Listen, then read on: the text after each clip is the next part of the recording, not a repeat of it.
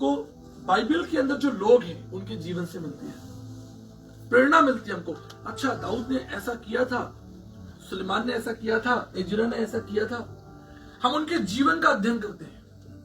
जब हम उनके जीवन का अध्ययन करते हैं, किसी के जीवन का, मरियम ने, अच्छा, प्रभु का वचन जब मरियम के पास में आया तो मरियम ने क्या किया? जब यीशु मसीह माता मरियम के घर गए तो उन्होंने क्या किया?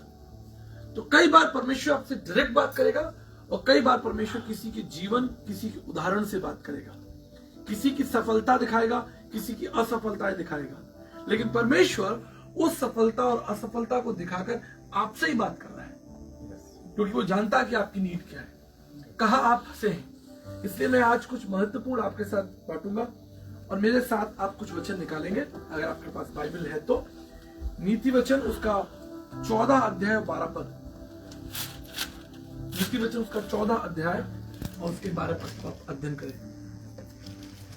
देखिए यहाँ क्या लिखा है, पढ़े, पंजाबी, इंग्लिश, हिंदी, जो भी आपके पास है पढ़े। 14 का 12। हाँ जी। ਅਜਿਹਾ ਰਾਹ ਵੀ ਹੈ ਜੋ ਮਨੁੱਖ ਨੂੰ ਸਿੱਧਾ ਜਾਪਦਾ ਹੈ ਪਰ ਉਹਦੇ ਅੰਤ ਵਿੱਚ ਮੌਤ ਦੇ ਰਾਹ। क्या लिखा है?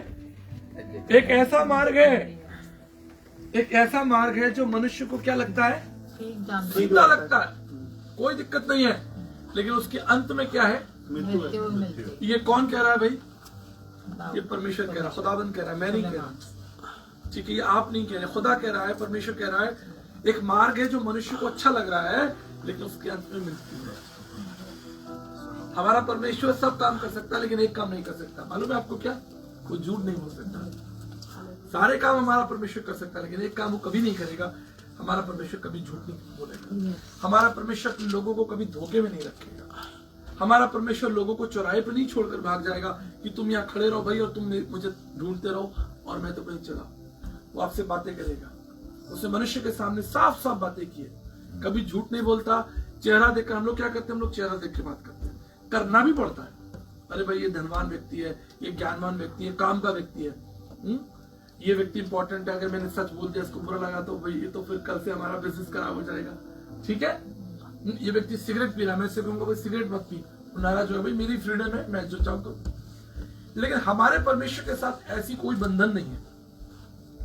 वो कभी भी किसी का चेहरा देखकर बातें नहीं करता, वो साफ बात करता है। उसने साफ कहा एक ऐसा मार्ग है जो मनुष्य को अच्छा लग रहा है लेकिन उसके अंत में क्या मिलेगा? मृत्यु मिलेगी। और ये कैसे होता है आज हम इस पर चर्चा करेंगे।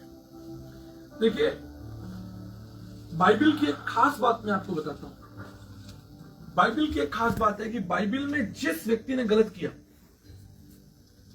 चाहे वो अब्राहम हो, चाहे सुलेमान हो, चाहे वो नूहा हो, चाहे वो दाऊद हो, चाहे वो गिदोन हो, कोई भी ऐसा व्यक्ति अगर किसी ने गलत किया है वो अंकित है, अंकित समझते, लिखा हुआ है।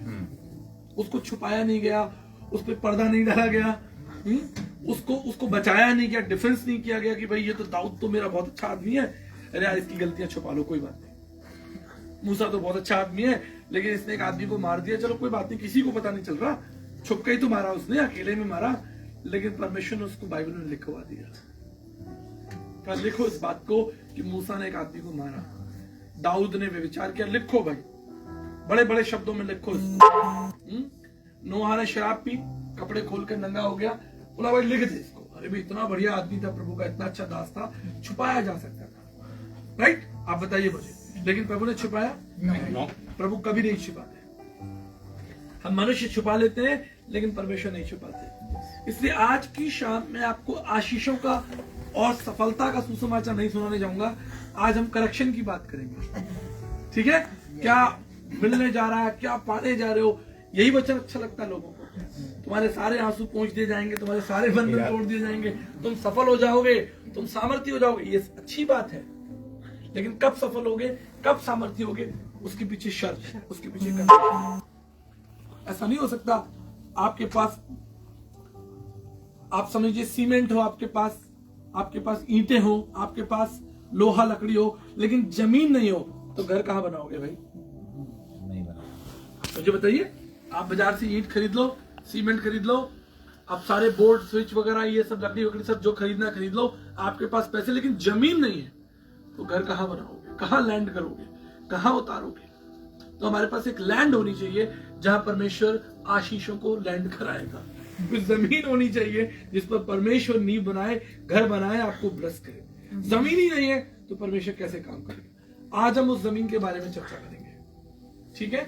आज हम आशीषों के बारे में, आज हम बात करेंगे कि परमेश्वर कैसे काम करता है, how does God works. Bible में एक वचन है जो मुझे बहुत शक्ति देता है। भजन संहिता 119 और 71 71।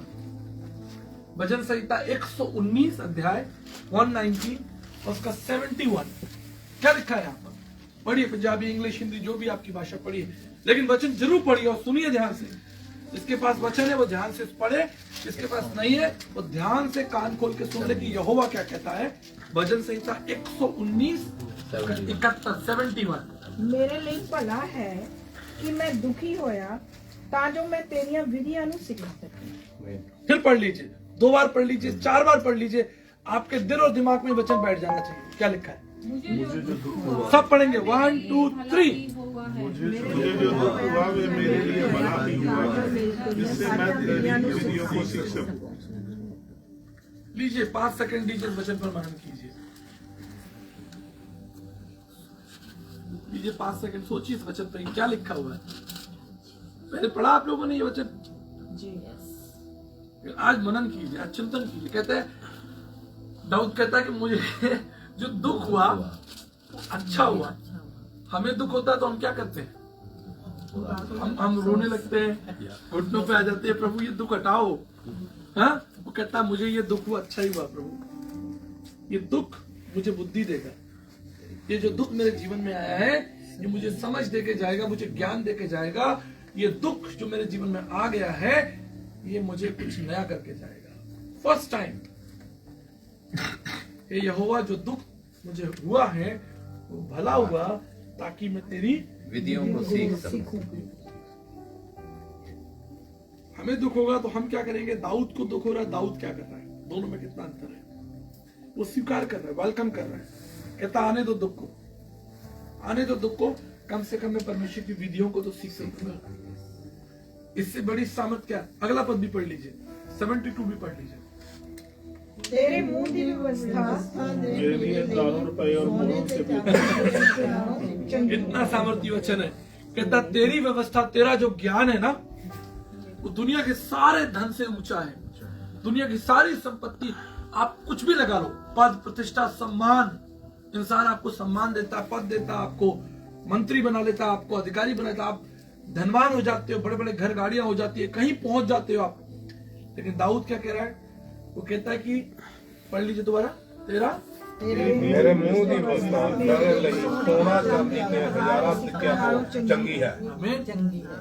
हमें यानी परमेश्वर के ज्ञान से बढ़कर हमारे लिए कुछ भी नहीं है, कुछ भी नहीं। परमेश्वर के ज्ञान, परमेश्वर की समझ, परमेश्वर की नीतियां, परमेश्वर की विधियां, the principle of God, the covenant of God, परमेश्वर की बुद्धि से बड़ा हमारे पास कुछ भी नहीं होना चाहिए। इससे दाऊद बार बार इस चीज को समझाता है, धन्य है जिसका भरोसा यहोवा, वो खुद राजा है। वो जिस देश में आप राजा बन गए, किसी देश में आप राजा बन गए, आपसे बड़ा कोई है ही नहीं।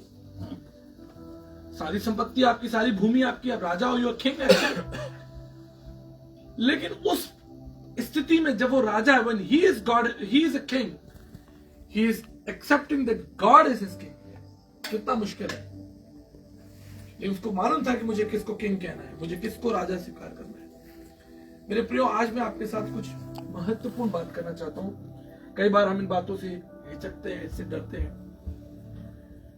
कई बार हमारे जीवन में दुख आता है, हमारे जीवन में तकलीफें आती है और वो हमें शिक्षा देकर जाती है।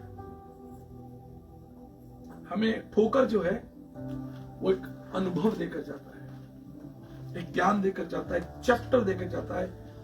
और वो ज्ञान मैं जब सुलेमान को पढ़ता हूं ना, खासतौर पर जब वो सबोपदेशक की पुस्तक में आप जब जाएंगे, बुक ऑफ एक्लेसिस में घर जाकर पढ़ेगा, समय मिले, जब बुक खत्म होती है ना तो कहता आप सब कुछ सुना गया, आप सब कुछ सुना गया, देखा गया, किया गया। अंत की बात यह है, अंत की बात यह कि परमेश्वर से प्रेम रखो और उसके बाद पर चलो। जो काम हमको करना ही है, राइट, तो उसको हम बाद में क्यों करें? जब हमको पता ही है कि हमें ये काम करना है, तो वो काम हम सेकेंडरी लिस्ट में डाल देते हैं, कहते हैं बाद में कर लेते भैया, लेकिन वो काम हमें करना ही है तो हम उसको प्रायोरिटी पे क्यों नहीं कर लेते? मैं आज आपके सामने कुछ इंपॉर्टेंट बात करूंगा। लिखा है कि कई बार हमें ऐसे मार्ग पर हम चलते हैं जब हमारे लिए दुख होता है और उसके अंत में हमको मृत्यु मिलती है, हम चुन लेते हैं, गलत चुनाव कर लेते हैं, राइट। आपको सामरी स्त्री की कहानी याद है? यूहन्ना 4 में बड़ी सरल कहानी है। पानी भरने आती है कुएं पर, प्रभु यीशु मसीह से उसकी मुलाकात होती है। आपको चलते चलते बता देता हूं, लॉन्गेस्ट डिस्कशन है बाइबल में। यीशु मसीह ने कभी भी किसी से बात की 2 मिनट, 3 मिनट, 5 मिनट और फिर बस बात खत्म हो गई। लेकिन अगर आप वो पढ़ेंगे, दिस लॉन्गेस्ट डिस्कशन, सबसे लंबा डिस्कशन आपको मिलेगा कुएं पर बैठकर अकेले व्यक्ति से। इतने में तो बड़ी कन्वेंशन होती, 3-3.5 घंटे में हजारों लोग सुनते हैं, लेकिन अकेली स्त्री के संग बैठ के परमेश्वर बातें कर रहा है। लेकिन एक बात जो सबसे इंपॉर्टेंट है, सबसे इंपॉर्टेंट है, जिसे आज मैं आपको भेद के रूप में बताऊंगा, ध्यान से समझिएगा। यीशु मसीह ने उस स्त्री से कहा, जा अपने पति को बुला ला। बाइबल बताती है कि हमारा यीशु मसीह सर्वज्ञानी है। सर्वज्ञानी समझते हैं? सब कुछ उसको सब कुछ पता है। उसे पता है किस मछली के मुंह में सिक्का है, उसे पता है कि जकई कहां बैठा हुआ है पेड़ पर छुपकर, उसे नाम पता है। यीशु मसीह को पता है कि भाई आगे ये फरीसी अपने मन में क्या सोच रहे हैं, उसे मालूम है फरीसी लोग क्या सोच रहे हैं। He knows everything. यीशु मसीह को पता था कि भाई इसका पति कौन है या क्या इसके संग प्रॉब्लम है, मालूम था उसको। लेकिन फिर भी यीशु मसीह ने कहा, जा अपने पति को बुला ले। प्रभु यीशु मसीह आपको और मुझे एक मौका दे रहा है, और जानते हो मौका क्या है? कन्फेशन का। कन्फेशन, पश्चाताप का। कन्फेशन का जो मौका है ना, कन्फेशन का जो मौका, मेरी बात ध्यान से सुनिएगा, ये परमेश्वर आपको दे रहा है ताकि आप और मैं कन्फेशन करें। क्योंकि जब तक हम पश्चाताप नहीं करेंगे, मेरी बात ध्यान से सुनिएगा, हम परमेश्वर के राज्य में कभी नहीं पहुंच पाएंगे।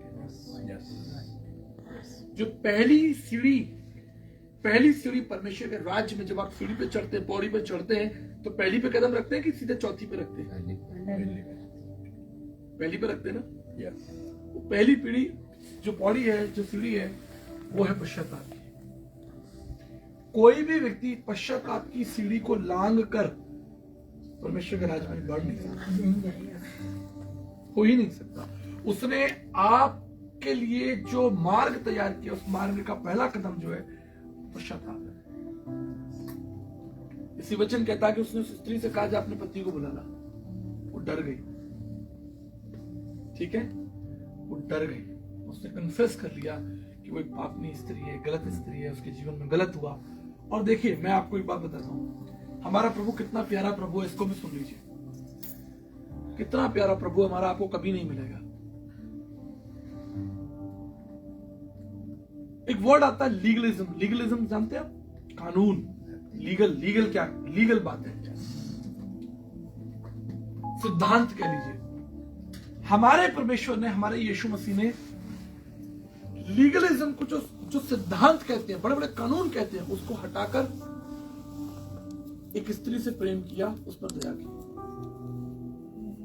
आपको याद है वो जो डाकू जो क्रूस पे चढ़ा हुआ था प्रभु यीशु मसीह के साथ, दाहिने बाइने, उसने क्या किया? एक्चुअली स्वर्गीय राज में पहुंचने के लिए क्या किया उसने? पश्चाताप किया, और पश्चाताप ने उसे परमेश्वर के राज्य में, अनंत काल के राज्य में पहुंचा दिया। सिर्फ एक छोटा स्टेप की। He said, Lord, I am a sinner. He confessed.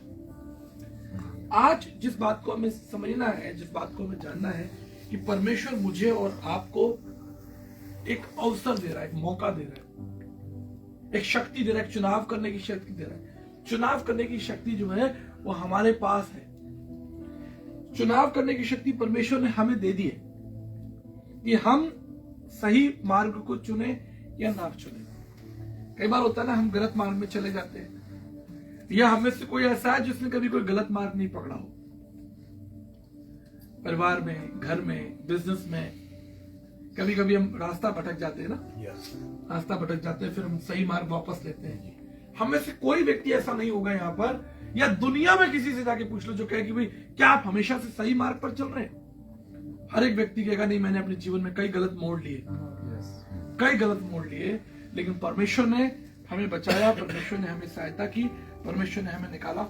इसलिए बाइबल आपको चिताती है, बाइबल आपको कन्फ्रंट कराती है। सिर्फ he is not God of love, confrontation का गॉड है वो।